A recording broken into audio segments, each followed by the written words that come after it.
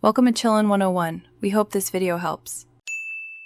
In this video, I will show you how to make delicious Pol Toffee easily. First, let's gather our simple ingredients and essential tools. You'll need 200 grams of grated coconut, 300 grams of white sugar, and 45 milliliters of water. Don't forget 1 tablespoon of vanilla, 25 grams of butter, and 1 tablespoon of milk powder. Make sure to butter a flat tray and have a small pot and spatula ready for a smooth cooking experience. Now let's get cooking.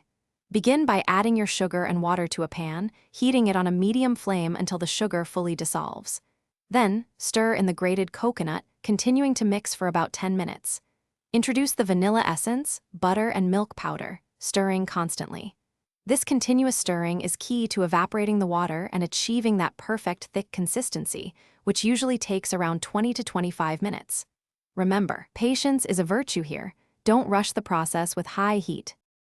Knowing when your toffee is perfectly cooked is vital. As you stir, you'll notice the mixture becoming progressively harder.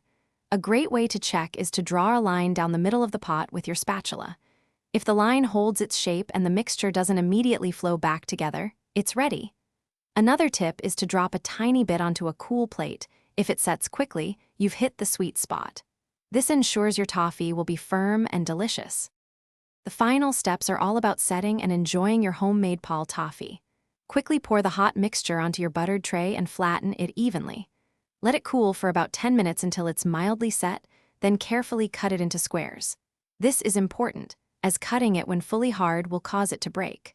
Once completely cool, your delightful Pol Toffee is ready to be enjoyed. Store any leftovers in an airtight container to keep them fresh for up to 2 weeks. Thanks for watching. Consider subscribing if we helped you.